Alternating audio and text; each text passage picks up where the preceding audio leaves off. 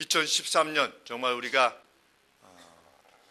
우리의 인생을 살아감에 있어서의 지혜를 담은 자로서 하나님이 약속하신 은택을 입게 되길 소원하여서 우리 잠언 8장의 말씀을 살피게 되었습니다. 성경은 우리 보고 지혜를 지닌 자들이 되라 라고 말씀하십니다. 성경이 말하는 지혜란 무엇인가? 뭐가 지혜냐? 뭐가 지혜이겠습니까? 지혜라는 것의 근본이 무엇이겠습니까? 어떤 원리를 이해하는 거죠. 그게 지혜지요. 그러면 어떤 원리를 이해하는 것이 가장 큰 지혜가 되겠습니까? 네. 지금의 우주가 어떤 원리에 의해서 지배되고 있는가? 이것을 아는 것이 진짜 지혜라고 성경은 가르칩니다. 그게 진짜 지혜겠죠. 우주가 이끌어져가는 지혜를, 그 원리를 알게 되는 것, 그게 지혜겠죠. 왜냐하면 그 원리대로 살면 우리 가장 미시적인 차원에 있는 우리가 행복해질 수 있으니까. 하나님은 그러한 지혜를 간절히 찾을 것을 우리에게 권하고 있습니다. 하루는 24시간입니다. 24시간마다 지구는 한 번씩 자전합니다. 그렇죠? 그것을 아는 것이 지혜입니까? 어떻습니까? 상식입니다. 그것을 왜 지혜라고 하지 않습니까? 많은 사람이 아니까? 그러면 지혜는 어떤 특정한 사람들만의 것을 우리가 지혜라고 말합니까? 그건 아니지요. 24시간 만에 한 번씩 지구가 이렇게 돈다라고 하는 것을 우리가 보통 지식이라고 말하죠. 상식, 지식. 그런데 그게 왜 지식에 그치지 지혜까지 미치지 않는 것입니까? 그것도 일종의 어떤 원리처럼 보이지 않습니까? 어떨 때 그것이 지혜가 될 수 있습니까? 누가 그걸 돌리냐는 거죠. 그죠?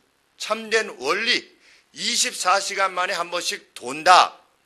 이거는 도는 거는 보니까 이렇게 돌아가는구나까지는 우리가 알아요. 그런데 이걸 누가 돌리느냐를 이해하는 것이 그게 성경에는 지혜랍니다. 그것을 받아들이는 것.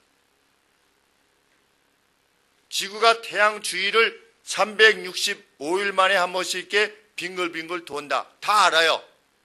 그런데 누가 끈도 안 달아놨는데 그렇게 돌리느냐는 거죠. 그 원리가 뭐냐? 하나님이 돌리고 계시다라고 하는 것을 받아들이는 것이 그게 지혜랍니다.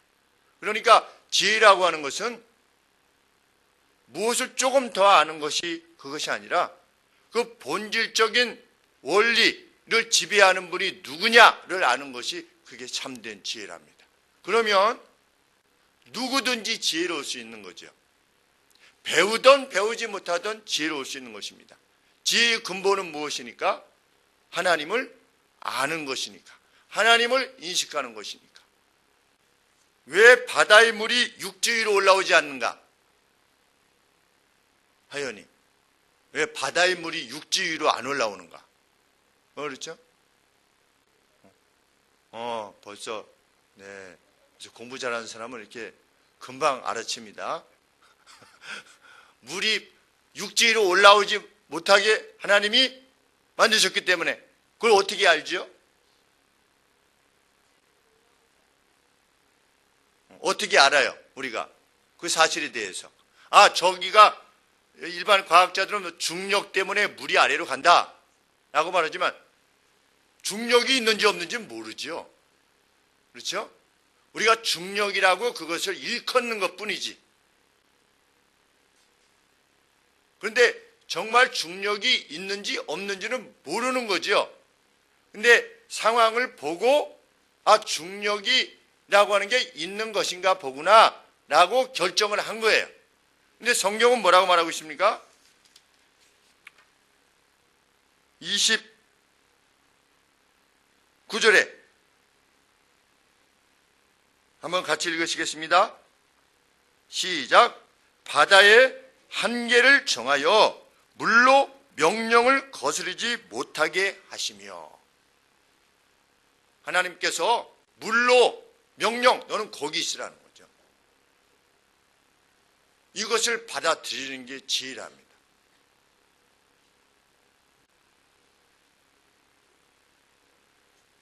왜 사람들이 죽습니까? 왜 사람들은 태어나서 성장해서 늙고 병들고 죽지요? 왜 늙고 병들지요? 왜 그렇습니까? 진석, 사람은 왜 늙고 왜 병들고 왜 죽지요? 크게 얘기해봐요. 하나님이 네, 옆에서 현중희 집사님께서 좀 크게 얘기해 주시겠어요? 같이. 하나님이 원래 사람이 태어나면 늙고 병들고 죽게 만드셨나요? 원래? 아니죠? 근데 왜 사람이 죽게 됐어요? 네, 뭐라고 그러죠?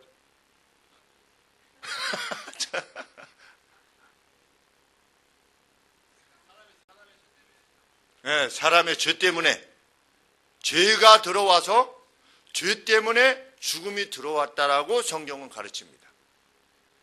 과학자들은 연구하지요. 우리가 왜 죽는가에 대해서. 세포가 늙는다. 왜 늙는가? 왜 늙는가는 없어요. Y는 없는 겁니다. 세포가 보니까 늙는 거예요. 근데 왜 늙는가에 대한 답을 할 수가 없어요. 단지 세포가 늙는 것을 막으려고 노력할 뿐이에요. 그렇죠? 그 사실을 진행을 막으려고 할 뿐이에요. 그러나 왜에 대한 대답이 없어요. 그러나 참 지혜는 무엇입니까? 우리가 죽는 것이 죄 때문이다. 죄의 결과로 우리가 죽는다는 것을 받아들이는 것이 지혜라는 것입니다. 그래서 그 죄 문제가 해결되어지게 되면 죽음이 끝장나는 날이 반드시 올 것이다 라고 하는 이 원리를 받아들이는 게 진짜 지혜라는 것이죠.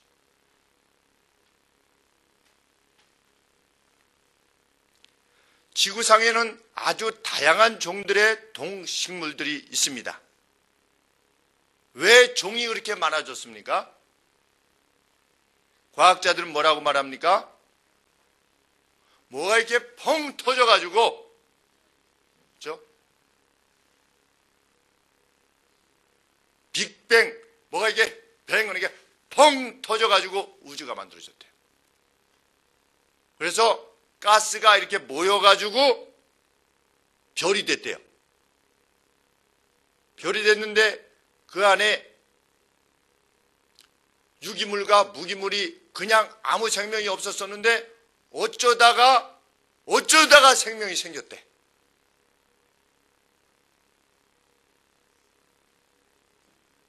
기가 막힌 이론입니다. 가만히 생각해 보면 기가 막힌 이론이에요. 아무것도 없었는데 뭐가 이렇게 펑 터진 거야. 원래 이론이 그렇습니다. 이 과학이라는 이론이 아무것도 없었는데 그러면 뭐가 펑 터진 거는 어떻게 생겨났냐고. 그렇죠? 우리의 지식의 한계는 거기까지잖아요. 무에서 유를 생각할 수가 없어요. 여기 아무것도 없어요. 아무것도 없는 가운데 뭐가 생겨났다.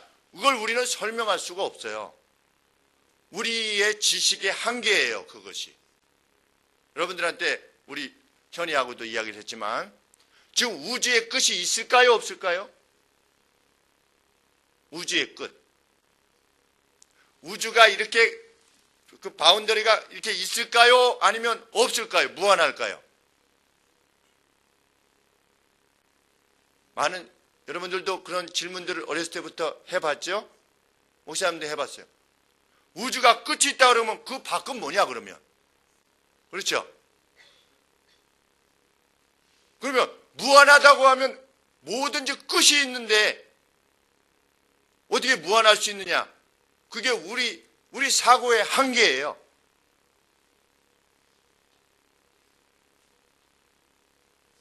하나님께서 세상을 만드셨다. 그럼 하나님은 누가 만드셨느냐? 그렇죠? 그런 질문을 던질 수 있죠? 하나님은 누가 만드셨느냐? 우리가 지구 끝이 있느냐 없느냐? 이것에 대해서 생각할 수 없을 만큼 신이 우주를 만드셨다라고 했을 때 우리의 생각은 거기까지예요. 신 존재가 어떻게 우리는 만들어졌느냐 아니냐만 생각할 수 있는 존재예요. 그래서 하나님이 세상을 만드셨다고 했을 때 하나님이 만드셨구나 이렇게 이해하는 것이라기보다 받아들이기보다 그러면 당신은 누가 만들었어? 그랬더니 하나님이 뭐라고 답변하셨습니까? 네, I am who I am 그랬어요. 나는 난이라 그랬습니다. 나는 자존하는 존재다 그렇게 답변하셨어요. 모세가 예수님 오시기 전 약 1400년 전에 이집트에서 종로로 타고 있는 이스라엘 백성들을 데리고 나오라고 하는 하나님의 명령을 받고 어떤 신이 나를 보냈다고 가서 말할까요? 그랬더니 내 이름이 나는 스스로 있는 자 아니라 여호와거든요. 여호와. 나는 나다 이런 존재입니다. I am. 나는 내 존재의 근원이 나라는 겁니다. 근데 우리는 그 이상을 생각할 수가 없어요.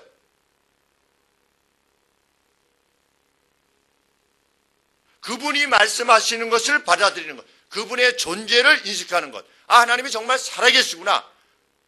이 우주를 이끌어가는 어떤 원리가 있는데 그 원리를 지배하시는 분이 그분이시구나 라고 하는 것을 깨닫는 것이 그게 지혜랍니다. 그걸 인정하는 거죠. 그래서 그것을 듣는 것만이 아니라 받아들이는 거죠. 10절 말씀에 너희가 은을 받지 말고 나의 가르침을 받으며 이 지혜의 가르침을 받아라. 리시브해라. 리슨만 하지 말고 받아들이라. 그러면 너희가 어떻게 될 거다? 정말 지혜로운 자로 이 땅을 살 것이다. 우리 전에 지구과학에 관계되어진 영상을 보았는데 지구가 이렇게 있잖아요. 지구가 이렇게 있는데 이걸 쫙 펼치면 지구의 기후를 하나로 볼 수 있대요. 그러니까 지구의 기후가 오늘 이렇게 눈이 오고 이런 것이 왜 이렇게 눈이 오지 이게 아니라 이것이 전 지구가 하나로 연결돼서 일어나는 현상이라는 거예요. 북쪽에서 차가운 바람이 이렇게 내려와가지고 이렇게 돌다가 남쪽으로 밀어내는데 이걸 밀어내면 이 밀려냄을 받은 거는 또 저쪽으로 가지고 영향을 미치고 이 영향을 미친 게 또 남쪽으로 내려가지고 태평양에 영향을 미치고 결국은 또 남극에까지 영향을 미치고 그래서 사실은 하나의 기후 대기권이라는 거예요. 이 대기라고 하는 것이 전체가 어느 하나도 연결되지 않은 부분이 없다는 겁니다. 그런 것만큼이나 전 우주는 하나로 연결되어 있는 것이죠. 우리가 보지 못해서 그렇지. 이 지구라고 하는 것을 인공위성으로 하나로 찍고 이 뒤쪽에서도 다른 인공위성이 하나로 찍어가지고 동시에 합성을 해놓으니까 지구가 어떻게 돌아가는 것을 알게 되는데 지구가 다 서로 연결돼서 모든 작용들이 이루어지고 있다는 겁니다. 그런데 그 누가 수많은 것을 인공위성을 통해 가지고 우주 전체를 합성해서 찍을 수 있다면 이것이 서로 간에 다 어떤 영향을 미치고 있는 것이지요. 그렇지 않겠습니까? 그런데 그 영향을 미치도록 지배하는 이가 누구냐? 성경은 나라 이겁니다. 참 어마어마한 말씀입니다.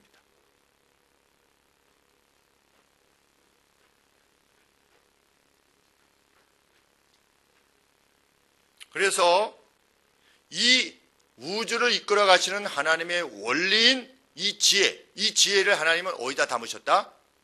이 말씀에 담으셨다는 것이. 그래서 이 말씀대로 사는 유익이 무엇보다 크다. 17절 말씀에 보니까 19절 말씀에 내 열매 위즈덤 지혜의 열매는 너희가 이 지혜를 가슴에 담으면 받아들이면 그것의 열매가 무엇보다 더 낫다? 금 곧 정금 퓨어 골드 순금보다 나으며 내 소득은 내가 생산해내는 것은 내 지혜가 생산해내는 것은 최상의 은보다도 더 낫다. 하나님을 인식해서 하나님이 주시는 지혜대로 하면. 십수년 전에 우리 친구 집사님이 저한테 물어봤습니다. 중국 사람하고 이렇게 거래를 하고 있는데 동네 친구하고 이렇게 같이 공동 작업을 해서 회사를 이끌어 가고 있는데 대만에 한 곳에만 이 물건을 주기로 했는데 이 같이 했던 동네 형이 이쪽도 주고 계약을 어겨서 이쪽도 준 거예요. 그러면 됩니까? 안 됩니까? 안 되는 거죠. 그러니까 그 계약을 했던 사람이 대만에서 물건을 팔고 있는데 자기가 파는 거랑 똑같은 것이 시중에 나와 있는 거예요. 그러니까 한국에 전화를 한 거예요. 아니 어떻게 이 똑같은 물건이 여기 대만에 이렇게 있을 수 있느냐? 이거 계약 위반 아니냐? 그랬더니 이 동네 형이 잡소리 말고 하여튼간에 주는 대로 하라고 그렇게 막 싸붙인 거예요. 그러니까 이 중국 사람이 화가 나서 여기랑 끄는 겁니다. 거래를 끊었는데 이 친구 집사가 이렇게 하는 것에 대해서 자기가 도저히 견딜 수가 없어가지고 그만두었어요. 그 회사를 그만두고 그냥 따로 독립해서 해야 되겠다 이렇게 했는데 어떤 계약을 맺었냐면 그 동네 형이 가지고 있는 거래소는 건들지 않기로 하고 독립을 했어요. 독립을 했는데 이 그만두겠다고 한 사람이 독립하겠다고 하는 이야기를 듣고 친구 집사에게 거래를 하자고 연락이 온 거예요. 근데 친구 집사가 그분하고 거래를 만약에 하기 시작한다면 소위 말하는 구찌가 컸어요. 이게 거래량이. 그래서 그 사람 한 사람만 잡아도 생활할 수 있을 만큼 그런 정도였어요. 그러니까 제안이 왔을 때 옳거니 하고 그걸 받은 게 아니고 저한테 전화를 했어요. 김 목사 좀 만나자고. 그래서 가서 이야기를 나눴어요. 이야기를 나눴더니 이러이러하대요. 어떻게 했으면 좋겠네요. 자기 마음에 두 마음이래요. 어차피 내가 그 사람하고 거래하지 않아도 어차피 이 사람은 그 형하고 거래하지 않을 거니까 어차피 거래하지 않을 거니까 내가 그냥 해야겠다라는 마음도 있고 또 한편으로는 좀 마음에 걸리기도 하고 그래서 어떻게 했으면 좋겠냐고. 그래서 제가 뭐라고 얘기했겠습니까? 약속을 지키라고 그랬습니다. 약속을 지키는데 만일 그래도 대만 사람이 그렇게 하자고 만약 한다면 그 대만 사람 보고 그 형한테 사장인 형한테 얘기해서 허락을 받으라고 그래라. 나 당신하고는 이제 앞으로 거래를 하지 않는데 여기 이 집사 이 사장하고 거래할 테니까 이 거래할 수 있도록 좀 그런 줄 알라고 이렇게 허락을 받고서 받으면 내가 당신하고 거래할 수 있다라고 그렇게 얘기해라. 그랬더니 이 친구 집사가 그렇게 얘기를 했어요. 얘기했더니 그 일이 오히려 그 대만 사람에게 야, 이 사장은 정말 믿을 수 있는 사람이구나. 이렇게 좋은 조건을 제시하는데도 불구하고 의리를 약속을 지키기 위해서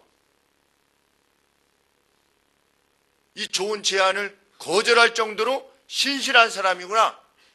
이렇게 믿게 돼서 지금까지 거래하는데 그분이 좋은 물건을 가진 사람 그 거래처를 계속해서 물어다 줬대요.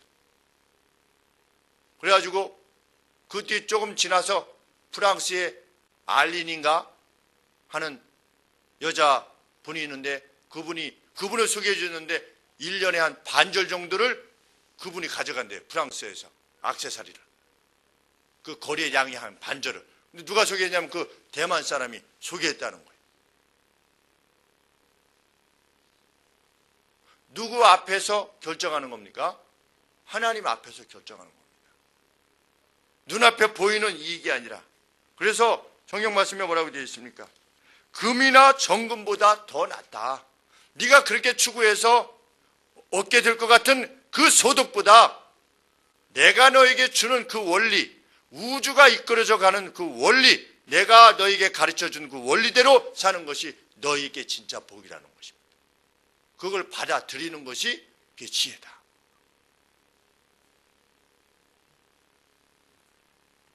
그래서 12절 말씀에 이 지혜는 명철로 주술을 삼고, 이게 무슨 말이냐? 이 지혜를 가지면 신중해진다는 겁니다. 신중해져. 명철이라고 하는 것은 프루던스라고 되어 있는데 신중합니다. 이 지혜를 가지면 사람이 신중해집니다. 그건 뭐 천천히 결정한다 이런 차원이 아니라 어떤 것이 가장 최선의 선택이냐, 가장 선한 선택이냐를 결정하게 된다는 것입니다. 요셉이 보디발의 아내가 동침하자라고 했을 때 그가 그것을 거절했던 이유 두 가지가 뭡니까? 주인이 나에게 다른 모든 것을 맡겼을 때 당신은 예외입니다. 그거 하나. 또 하나 무엇이죠? 하나님 앞에 어떻게 내가 죄를 범할 수 있겠습니까? 이 하나님을 인식하는 것, 그게 지혜입니다. 그러면 그는 신중해집니다. 근데 다윗이 나중에 범죄할 때에 이게 지나갔는데 어떤 여인이 목욕하는 것을 봤을 때 누구를 인식해야 돼요? 하나님을 인식해야 되는데 뭘 인식했습니까? 여인의 아름다움만 인식한 거예요. 여기를 잊은 거예요. 이 원리, 하나님이 세상을 이끌어가는 그것은 반드시 벌을 받는다고 하는 사실에 대해서 받아들이지 않은 거예요. 순간. 그랬을 때 그가 괴로움을 당한 겁니다. 성경은 화근하기를 하나님의 말씀대로 행하면 어떻게 할 거다? 반드시 복을 줄 거다. 왜? 원리대로 행하는 거니까. 근데 사람들이 자꾸만 다른 것을 찾는 거지요. 12절 말씀 하반절에 지식과 근신을 찾아온나니, 여기서 근신이라고 하는 것은 디스크레션이라고 그러는데 이건 뭐냐면 카운슬을 하는 것입니다. 다른 사람들한테 조언을 해줄 수 있게 되는 겁니다. 이 지혜를 가지면 다른 사람을 진짜 잘 조언해 줄 수가 있습니다. 우리가 하나님을 참으로 인식하면 다른 사람들한테 좋은 조언을 해줄 수가 있게 됩니다. 그래서 사람들이 자꾸만 나한테 묻게 되는 거죠. 여러분들에게 자꾸만 그 누가 묻는다면, 묻는 사람들이 점점 많아진다면 그것은 영예로움입니다. 근데 누구에게 사람을 자꾸만 묻게 되냐면 진짜 이러한 지혜를 가지고 말하는 사람에게 묻게 됩니다. 그래서 누군가 남을 지도하고 무엇을 판단하는 역할을 맡은 사람에게는 이것이 참 필요하다. 15절 말씀에 나로 말미암아 왕들이 치리하며 방백들이 공의를 세우며 나로 말미암아 재상과 존귀한 자 그 세상의 모든 재판관들이 다스리느니라. 정말 방백들과 재판관들이 정말 누구를 섬기며 도와줄 그러한 의지를 지녔다면 이 지혜를 사모하라는 겁니다. 우리가 부모의 역할, 회사에서 사장의 역할 이런 걸 잘 하려면 이런 지혜를 가지고 있어야 되는 것이죠. 자기도 행복하고 다스림을 받게 되는 사람들도 행복해지는 겁니다. 우리가 주일날 저녁에 우리가 살펴보았듯이 보아스와 같은 인물이 되는 것이죠. 그는 큰 부자였다 그랬습니다. 큰 부자였는데 예루살렘에서 내려와서 자기 추수하는 밭에 갔을 때 하나님이 너희에게 복 주시기를 원하노라 그랬더니 거기서 일하는 사람들이 뭐라고 그랬습니까? 하나님께서 당신에게 복 주시기를 원하노라. 일하는 자와 그걸 거두는 자 둘 다가 한쪽은 엄청난 부자요, 한쪽은 그 밭에서 일해서 삭슬 박는 가난한 사람들이라 할지라도 거기 가운데 갈등이 없는 겁니다. 왜? 이 보아스라는 인물은 끊임없이 인애를 베푸는 사람이기 때문입니다. 부자임에도 불구하고 끊임없이 이자를 유익을 베풀었던 사람이지요. 그것을 이 사꾼들도 안 것입니다. 그래서 서로 축복하는 겁니다. 이 어디서 나온 거냐? 하늘에서부터 이 지혜에서 나온 것이지. 어떤 지혜였습니까? 모세가 명령했던 것처럼 나그네를 긍휼히 여기라 라고 했을 때 모압 여인인 룻이 나그네로서 이 밭에, 자기 밭에 와서 일할 때에 이 말씀을 따라서 그 하늘의 원리 주신, 모세에게 주신 법을 따라서 그 여인을 대한 것입니다. 다른 밭에 가지 말고 내 밭에서 일해라. 내 단 사이에서 일해라. 일부러 뽑아줘라. 그리고 자기 먹을 때 볶음국식을 일로 와서 나랑 같이 식사합시다. 그래서 그 남루하고 초라한 여인까지도 자기의 상에 앉히게 하는, 그게 뭐냐? 그게 지혜다. 왜? 하나님의 인식해서 그렇게 행동하는 거니까. 솔로몬이 놀란 것은 하나님께서 말씀하시는 지혜의 내용들이 서로 모순이 없다는 것입니다. 8절 말씀에 내 입의 말은, 우리에게 주시는 지혜의 말씀은, 하나님의 말씀은 다 의로운즉 그 가운데 굽은 것과 패역한 것이 없다.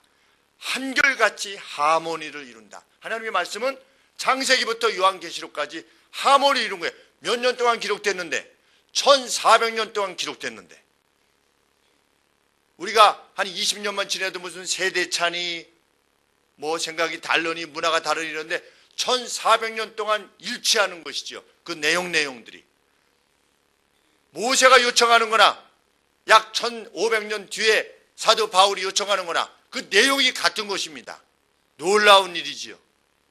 그래서 지혜를 통해서 그 우주의 원리, 하나님께서 우주를 이끌어 가시는 원리를 깨달은 사람들은 하나님의 모든 경고들이 옳다라고 하는 것을 알게 될 것이다. 아, 그렇구나 라고 하는 것을 알게 될 것이다. 그것이 9절 말씀입니다.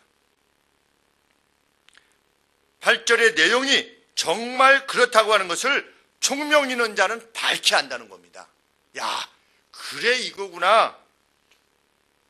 지식 얻은 자의 정직히 여기는 바니라. 지식을 얻게 되면, 하나님의 말씀이 깨닫고 나면, 아, 이래서 우리 보고 이렇게 하라고 그랬구나, 이것을 알게 된다는 겁니다. 차인표 씨가 힐링 캠프에 나와서 얘기했던 것 중에 그 믿는 사람으로서 가장 감동 깊었던 내용이, 저로서는 거기 뭐 패널 있는 사람들도 마찬가지였지만, 가난하고 힘들고 어려운 사람에게 가서 아프리카 사람을 돕자 하기가 너무 어렵다는 거죠. 그렇죠? 아니, 간신히 먹고 사는데 뭐 아프리카를 도웁시다 이렇게 하기가 힘들었지만, 내가 해보니까 너무 기쁘더라는 거죠. 자기도 그 전까지는 전혀 그것에 대해서 개의치 않고, 누구 뭐 돕는 게 뭐 그냥 어쩌다가 한번 하는 거지만 그랬었는데, 한번 하나님이 요청하시는 그 일을 해보니까, 야, 이게 이 맛이구나 라는 것을 깨닫게 되어서 당신들의 기쁨을 위해서 말하지 않을 수가 없었다는 거죠. 내가 해보니까 너무 좋으니까 가난해도 할 수 있다는 거죠. 가난해도 그 기쁨을 누려야 되기 때문에, 지식 있는 자는 하나님이 요청하는 것이 얼마나 선하고 아름다운 것인가를 알게 된다는 겁니다. 그것이 지닌 무한한 가치를 확신하게 된다는 거죠. 그러면 하나님의 지혜를 우리가 어떻게 알 수 있는가? 그 좀 성경 말씀이 너무 어렵지 않는가? 하나님의 말씀이 너무 어렵지 않는가? 그래서 뭐라고 말하고 있습니까? 17절 말씀. 나를 사랑하는 자들이 나를 사랑해야 돼. 하나님의 지혜인 말씀의 요청들을 사랑해야 돼. 사랑하는 자들이 나의 사랑을 입으며 지혜가 주는 그 유익을 얻게 될 것이며 나를 간절히 diligently 이렇게 되어 있어요. 부지런히 찾는 자, 나를 부지런히 찾는 자가 나를 만날 것이다. 성경 말씀이 너무 어렵습니다. 우리가 성경 말씀을 읽으면 하나님이 요청하시는 것이 무엇인지 모릅니까? 성경 그렇게 말하고 있지 않죠. 1절에 뭐라고 그랬습니까? 지혜가 부르지 아니하느냐, 명철이 소리를 높이지 아니하느냐, 그가 길가의 높은 곳과 사거리에 서며 성문격과 물어기와 여러 출입하는 문에서 사람들을 불러서 내가 여기 있다, 내가 여기 있다 하신다는 겁니다. 그 의인화한 거지요. 지혜가, 하나님은 설교자나 이 당시에는 선지자나 제사장이나 레위인들을 통해서 하나님이 무엇을 너희의 행복과 기쁨을 위해서 무엇을 요청하시는가를 끊임없이 외친다는 것이. 누구나 다 밝게 알아들을 수 있을 정도로. 그래서 나는 잘 몰라요. 나는 모르겠어요. 라고 말할 수 없다는 겁니다. 성경 말씀이.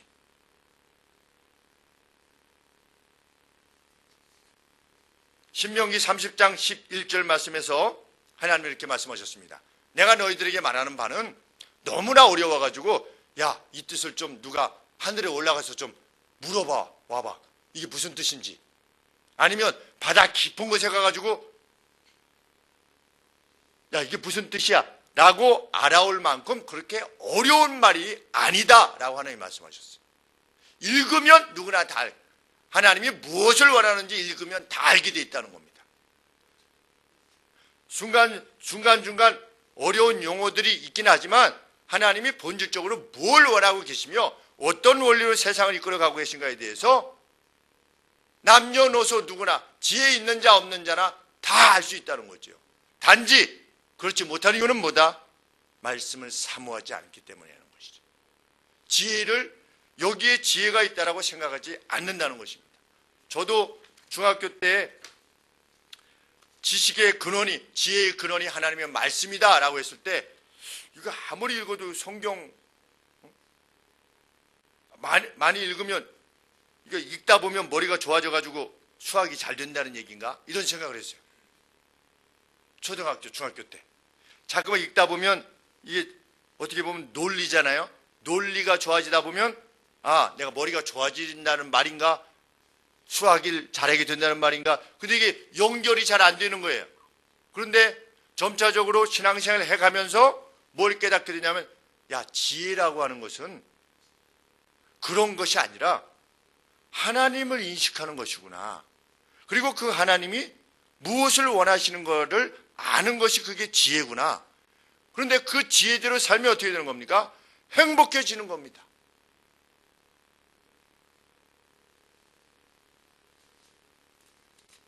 무엇을 약속했습니까? 18절에 귀가 내게 있고 하나님 말씀 따르면 부가 주어질 것이라고 약속합니다. 성경은 귀, 안어, 영예가 주어질 것이다. 장구한 재물, 듀러블 그랬거든요. 그냥 순간 있다가 없어지는 재물이 아니라 사는 날 동안 계속 띄어지는 재물을 내가 줄 것이다. 이게 하나님의 약속이에요. 그리고 육적인 부뿐만 아니라 의로움, 의도 그러 아니라 18절 제일 마지막에 의로움은 뭡니까? 영적인 부입니다. 그렇죠? 육적인 부는 돈이잖아요. 영적인 부는 뭡니까? 의로움입니다. 하나님의 말씀을 따르면 잘 부지런히 살펴서 하나님이 이것을 원하시는구나. 그런 원리들을 마음에 익혀서 삶 속에서 그렇게 살아가느라면 하나님이 부도 줄 거고 반드시 육적인 부뿐만 아니라 영적인 부도 의로움을 주실 것이래요. 그래서 영적인 부를 의로움을 지니면 마음에 두려움이 전혀 없이 살지요. 내가 혹시 오늘 밤에 세상을 떠나도 그럼 나 오늘 밤에 떠나면 천국 가는 거야, 지옥 가는 거야. 이런 것이 전혀 없이 영적인 행복, 육적인 부를 가지니 이것도 마음대로 즐길 수 있고 그런 기쁨을 가지고 살게 해주시겠다. 뭐를 간절히 찾으면? 지혜를 간절히 찾으면. 그 원리들. 근데 그 원리들이 한마디로 말하면 뭐라고 그랬습니까? 대계명. 대계명이 뭐지요? 하나님을 사랑하고 내 이웃을 내 몸과 같이 사랑하라. 이게 모든 원리의 집대성이래요. 사랑. 하나님은 사랑이라는 원리로 전 우주를 이끌어 나가고 계시대. 그래서 그 사랑이라는 원리에 자기 자신을 낮추고 종속시키고 그 사랑을 위해서 희생하고 헌신하게 되면 하나님 어떻게 줄 거다? 내가 반드시 부하게 만들어 줄 거다. 우리는 부를 원하죠. 저 목사도 우리 성도님들이 부하게 되기를 원합니다. 잘 살게 되기를 원해요. 집도 좋은 집에 살기를 원하고 차들도 좋은 차를 타기를 원하고 보아스처럼 큰 부자가 되기를 원해요. 그래서 여러분들이 지도에 나가는 여러분들의 사원들 그분들이 같이 복받기를 원하는 거죠. 여러분들의 지도를 받는 사람들 모두가 이야 우리 사장님 따봉이야 이런 사람. 그 진정한 영이지요. 그럴 때일수록 사원들이 더 열심히 일하지 않겠습니까?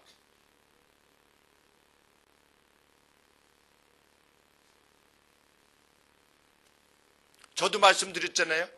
취직했을 때 내게 월급 주는 한국 오츠카 회사가 내게 월급 주는 거를 내가 10배 이상 돌려줄 거다. 그런 각오로 진짜 쌍코피 나면서 일을 했어요. 왜? 어떤 지혜 때문입니까? 하나님이 나를 그 자리에 보내셨다라고 믿기 때문이죠. 그래서 섬김을 다 하는 겁니다. 그 직장 동료들에게 제가 할 수 있는 모든 선함을 베풀고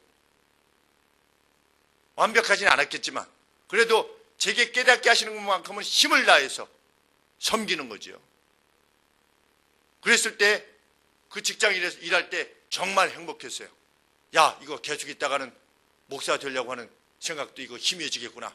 안 되겠구나. 그래서 빨리 신학을 온 이유 중에 하나도 그것입니다. 왜? 점점 더 일하는 게 행복해지니까 안 되겠어요. 원래 목사가 되려고 마음을 먹고 한 3년만 직장 생활 이렇게 경험하려고 했었는데 그게 점점 재밌어지고 월급도 89년도에 100만 원을 줬거든요. 그러니까 지금부터 25년 전에 100만 원 아주 큰 돈이었습니다. 그러니까 안 되겠구나 그래가지고 그만두고 목사의 길을 간 거죠. 목사 전도사 됐더니 24만 원 받았어요. 그래도 이 길이 더 행복했어요.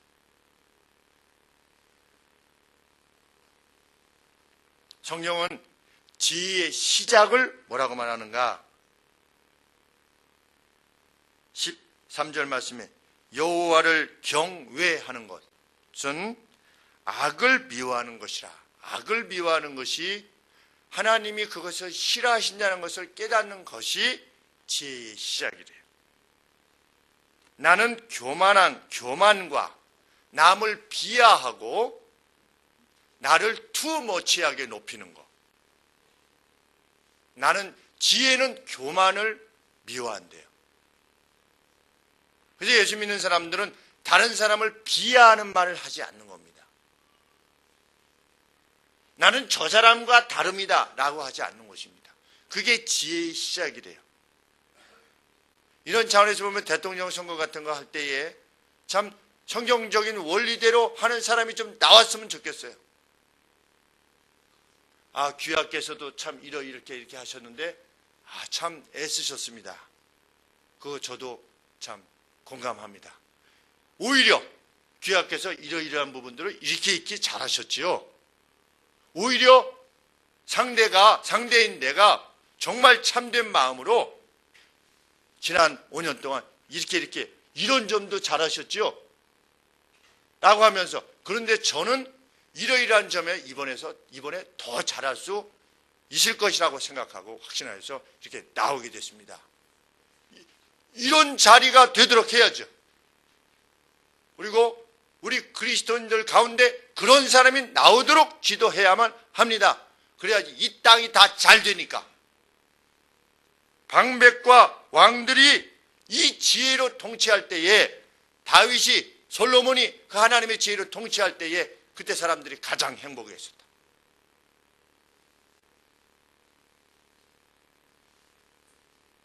(13절) 말씀, 거만과 악한 행실과 패역한 입을 미워하느니라.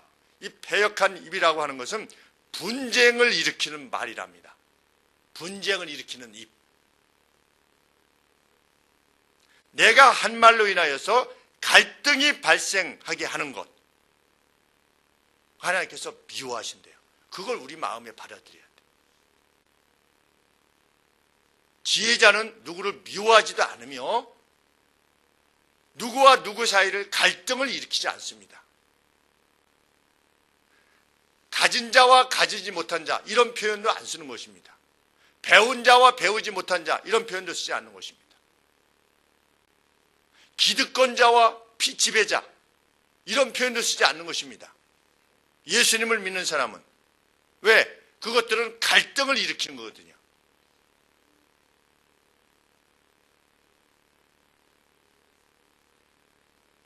누군가 남의 잘못을 지적하고 있을 때에도 그 사람이 자기 편이라 할지라도 그 사람에게 자제를 부탁할 수 있는